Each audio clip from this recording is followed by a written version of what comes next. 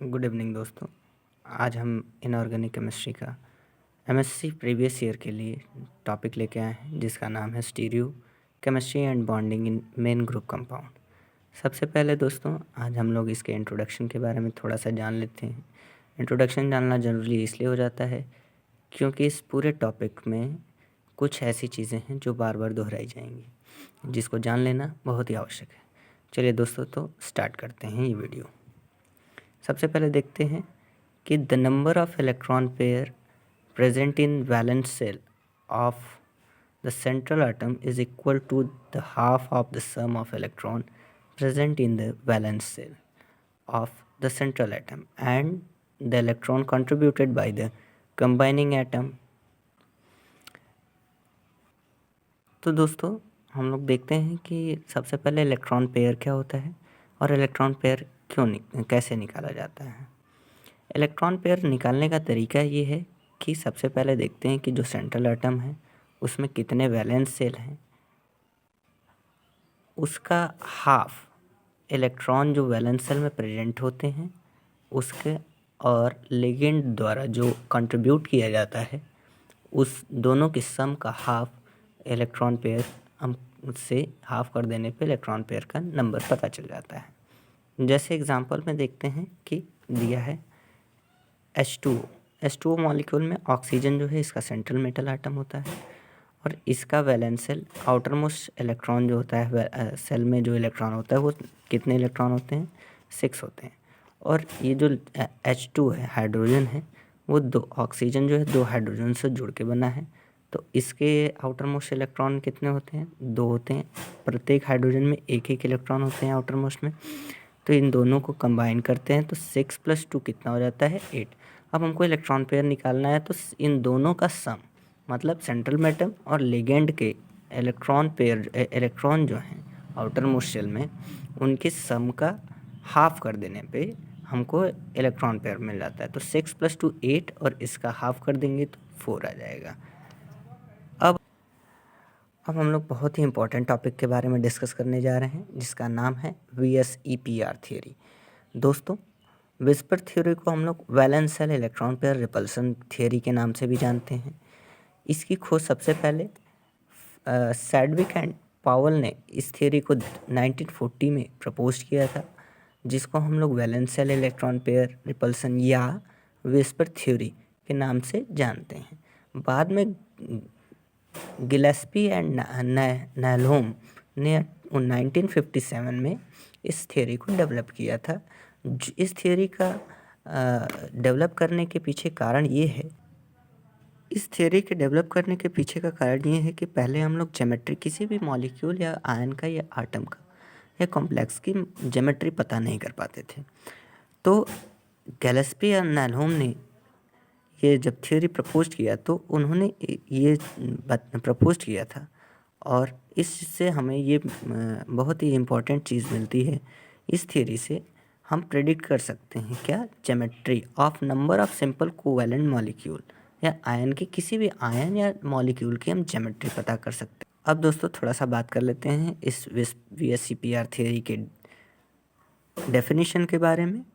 तो डेफिनेशन क्या कहता है, according to this theory the geometry of molecules depends on the number of bonding and non-bonding electron pair in the central atom which arrange themselves in such a way that there is a maximum repulsion between them so that the molecule has been minimum energy, maximum stability। ये theory क्या कहती है दोस्तों कि किसी भी molecule या ion की ज्योमेट्री जो है वो किस पे डिपेंड करती है, किस पे, बॉन्डिंग पे, नंबर ऑफ बॉन्डिंग और नॉन बॉन्डिंग इलेक्ट्रॉन पेयर। जितने भी नॉन बॉन्डिंग या बॉन्डिंग इलेक्ट्रॉन पेयर होंगे उसकी जो VSPR थ्योरी कहती है कि ज्योमेट्री है उस आयन की वो बॉन्डिंग और नॉन बॉन्डिंग पे ही डिपेंड करेगी, किसके, सेंट्रल मेटल आयन के बॉन्डिंग या नॉन बॉन्डिंग पे। और जो ये बॉन्डिंग और नॉन बॉन्डिंग इलेक्ट्रॉन पेयर जो होते हैं इस तरह अरेंज होते हैं उस कॉम्प्लेक्स में कि उनके बीच का रिपल्शन कैसा हो, मिनिमम हो, बहुत कम रिपल्शन हो, मतलब ज़्यादा से ज़्यादा दूरी पे वो अपने को रखना चाहते हैं। कौन, जो उसके साथ सराउंडिंग एटम्स जुड़े होते हैं किसी भी सेंट्रल मेटल एटम के साथ।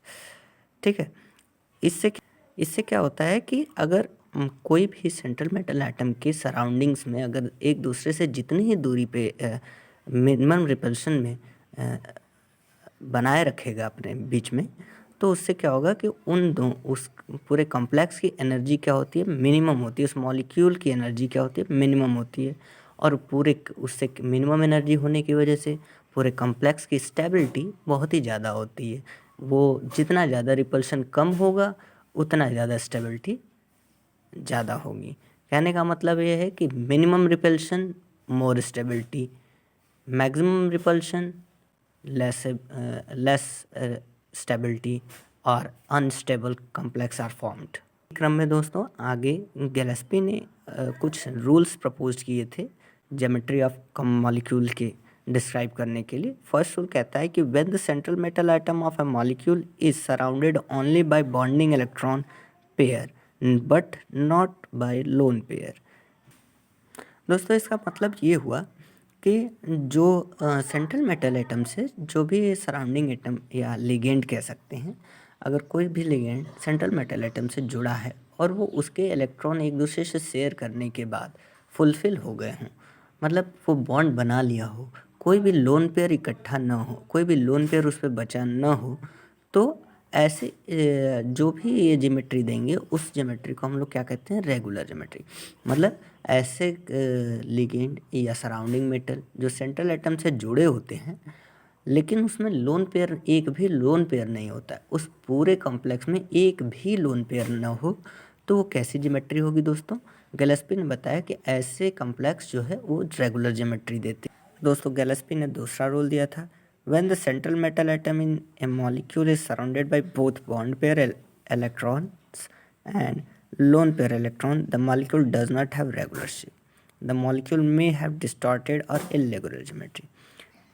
कहने का मतलब है दोस्तों कि जब सेंट्रल मेटल एटम और उसके सराउंडिंग बॉन्ड पेयर इलेक्ट्रॉन या लोन पेयर इलेक्ट्रॉन से मिलके बने होते हैं, तो वो जो मॉलिक्यूल या फिर कंपाउंड जो होता है, कॉम्प्लेक्स होता है, उसकी ज्योमेट्री जो है रेगुलर नहीं रह जाती, वो डिस्टॉर्टेड हो जाती। क्यों हो जाती है? क्योंकि लोन पेयर जो है वो ज़्यादा रिपल्शन, वो ज़्यादा स्टेबल होना चाहता है और एक दूसरे से ज़्यादा जितनी दूरी हो सकता है उतनी दूरी पे रहना चाहता है, इसलिए उसकी ज्योमेट्री रेगुलर ना होकर के इर्रेगुलर हो जाती है, डिस्टॉर्टेड हो जाती है। दोस्तों थोड़ा सा देख लेते हैं कि repulsion decreases in the following order, lone pair, bond pair, bond pair, bond pair.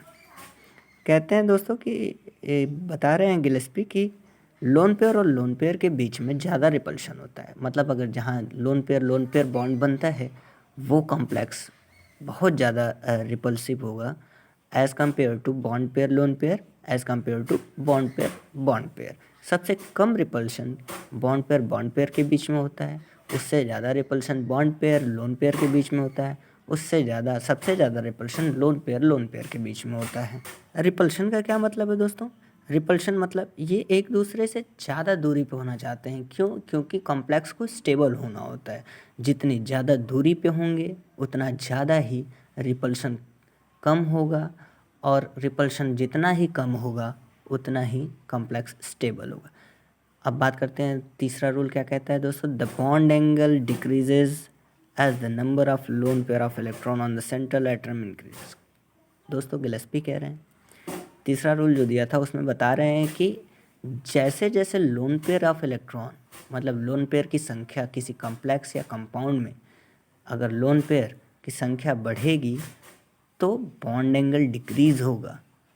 एक बार फिर से दोस्तों सुन लीजिए, तो बॉन्ड एंगल डिक्रीज होगा कब? जब lone pair, number of lone pair increases on the central metal atom. कहने का मतलब है कि सेंट्रल एटम पे लोन पेयर जितना ज़्यादा होगा, वहाँ पे लोन पेयर, एक लोन पेयर है तो थोड़ा कम, दो लोन पेयर हो तो थोड़ा उससे ज़्यादा, तीन लोन पेयर हो तो थोड़ा और ज़्यादा, क्या होगा? बॉन्ड एंगल कम होते जाएंगे, डिक्रीज करते जाएंगे जैसे जैसे लोन पेयर इंक्रीज करेगा। एक शब्द में कहें तो लोन पेयर जो है वो बॉन्ड एंगल के इनवर्सली प्रोपोर्शनल होता है। चौथा रूल बता रहा है दोस्तों, the smaller of electronegativity of central atom the smaller of bond angle. दोस्तों चौथा नियम कहता है कि जितना ज़्यादा smaller of electronegativity of central metal atom की जितनी भी इलेक्ट्रोनेगेटिविटी जितनी स्मॉलर होगी, बॉन्ड एंगल उतना ही स्मॉल होगा। बॉन्ड एंगल स्मॉल होने का मतलब उतना ही कम होगा। ये एक शब्द में कहें तो electronegativity of central atom is proportional to the bond angle. इस तरह से दोस्तों ये टॉपिक ख़त्म होता है। हमने आज के टॉपिक में डिस्कस किया VSCPR थियरी के बारे में। अब नेक्स्ट टॉपिक आपको पसंद आएगी तो नेक्स्ट टॉपिक में हम लोग इसके एप्लीकेशन को पढ़ेंगे। Thank you very much.